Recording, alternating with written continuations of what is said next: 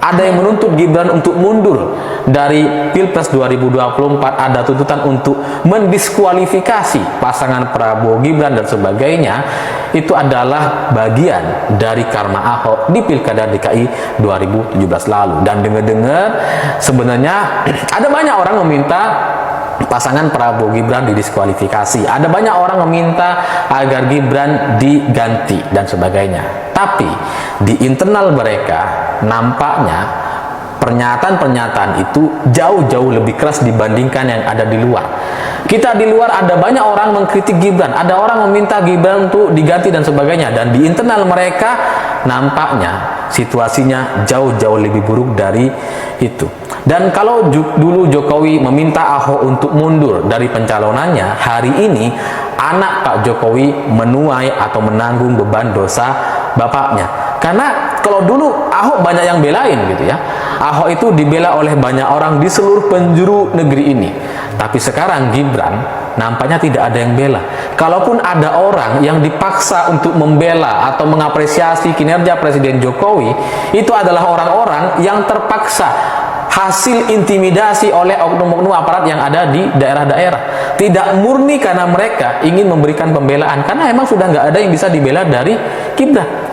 Kalau kasus Gibran maju sebagai cawapres, ini bukan pelintiran, ini bukan video editan. Tidak ada pelintiran di sana. Ini murni kesalahan-kesalahan, dan memang ada pemaksaan, upaya-upaya untuk memaksakan terjadinya kecurangan pemilu di Pilpres 2024. Jadi ini tidak ada kesalahpahaman seperti yang terjadi kepada Ahok di Pilkada DKI 2017. Seharusnya cerita Gibran hari ini jauh-jauh lebih berat dibandingkan kasus Ahok, karena pelanggaran-pelanggaran etiknya itu dibacakan secara resmi oleh institusi, oleh MK-MK dan DKPP. Sehingga ini kasusnya lebih berat seharusnya. Seharusnya kalau dulu Pak Jokowi meminta Ahok untuk mundur, hari ini semestinya Pak Jokowi meminta Gibran untuk mundur. Oke, kembali lagi di channel MD 2045. Salam inspirasi, salam NKRI, harga mati.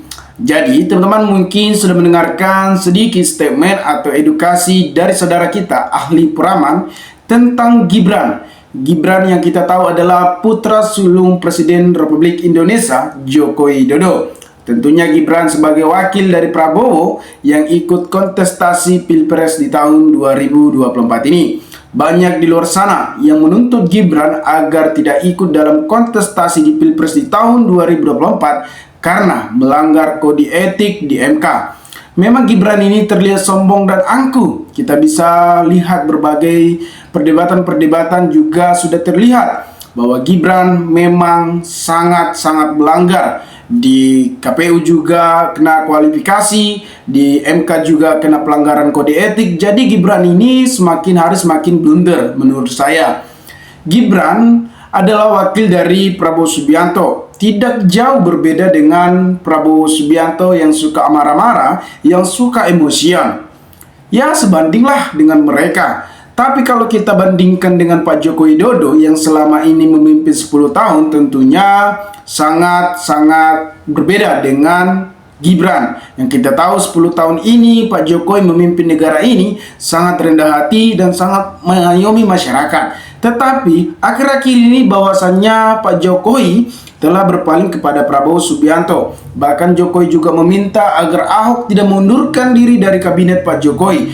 Tetapi malah Ahok mengundurkan diri. Menurut saya keputusan Ahok tersebut adalah salah satu keputusan atau tindakan yang sangat benar, karena Ahok tegak lurus dalam konstitusi dan tidak mau dikatakan tidak netral, apalagi sebagai kabinet, sebagai komisaris PT Umum Pertamina. Jadi tindakan yang dilakukan oleh Ahok tersebut sangat menarik dan sangat bisa ditindaklanjutkan. Nah teman-teman, kita sudah mendengarkan sedikit apa yang disampaikan oleh ahli peraman ini. Sangat menarik menurut saya dan sangat bermanfaat untuk kita ketahui agar kita tidak salah memilih dalam memilih pemimpin nantinya. Karena Gibran awalnya pencalonan saja sudah bermasalah, dan Pak Jokowi permainan di MK Gak mungkin seorang ayah tidak bermain mencalonkan diri sebagai Gibran. Dan akhir-akhir ini juga semakin bluger bahwasannya Pak Jokowi makin terang-terangan bahwasannya dia memihak kepada Prabowo Subianto. Kita bisa lihat di acara makan, di acara kampanye, memang Prabowo tentunya memang benar-benar memihak kepada Prabowo Subianto. Itulah membuat kekecewaan pengamat politik dan banyak juga para tokoh-tokoh politik yang mengkritik soal tindakan yang dilakukan oleh Pak Jokowi. Tetapi kita tidak tahu apa permainan Pak Jokowi, strategi yang digunakan, apalagi ada kata-kata catur putih. Ada keterangan Ahok juga, kalau misalnya teman-teman penasaran ya tonton saja. Ahok sudah menjelaskan soal catur putih Pak Joko Widodo.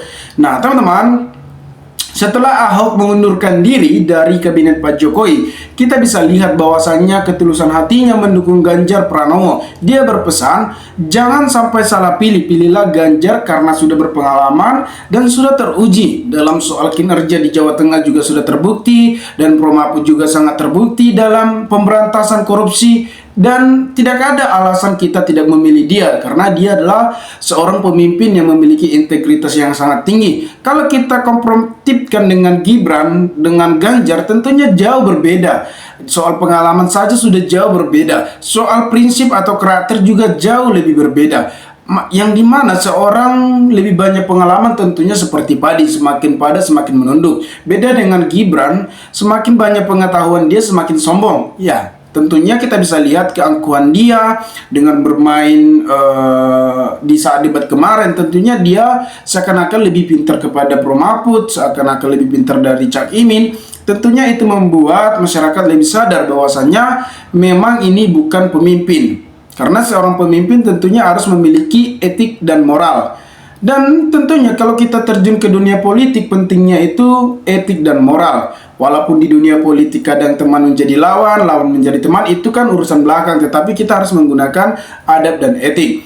Dan banyak juga di luar sana yang mengatakan bahwasannya mereka meminta mengundurkan diri Gibran dari wakil dari Prabowo Subianto. Tetapi ya mau gimana lagi, karena sekarang juga mau tanggal 14 Februari itu yang akan menentukan siapa yang menjadi menggantikan Pak Jokowi di tahun 2024 ini.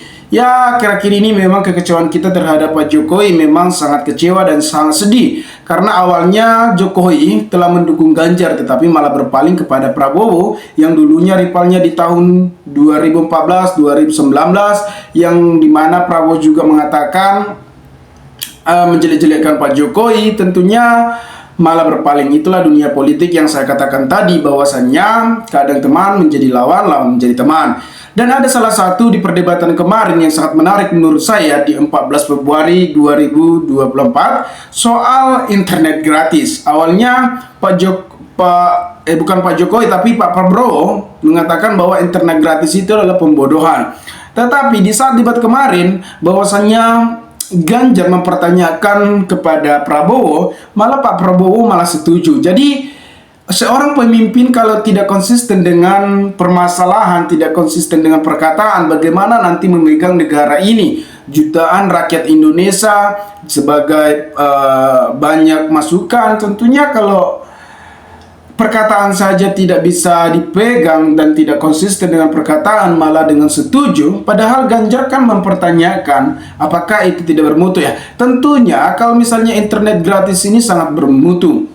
Kalau saya perbandingkan dengan internet gratis, makan gratis, tentunya lebih pentinglah internet gratis. Tentunya kita sebagai anak, ya tentunya dibiayai dari orang tua kita. Kalau internet gratis ini kan nggak mungkin selalu ada.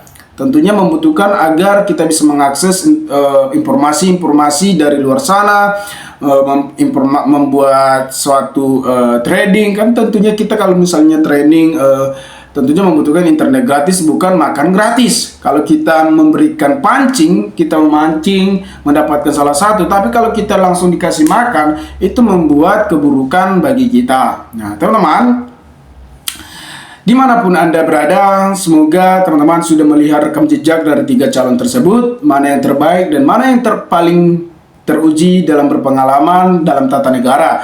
Teman-teman bisa menilailah dari 3 calon tersebut. Ya menurut saya bahwasannya Ganjar lah yang sudah berpengalaman dan Pro Mahfud lah yang sudah pengalaman dan sangat teruji, dan mereka juga tak pernah terjerat kasus korupsi. Beda jauh dengan Prabowo yang masih isu-isunya masih dikatakan masih diperiksa oleh KPK. Saya tidak tahu, tapi kita bisa lihat dia sebagai Menteri Pertahanan. Jadi masalah itu mungkin teman-teman sudah memahami.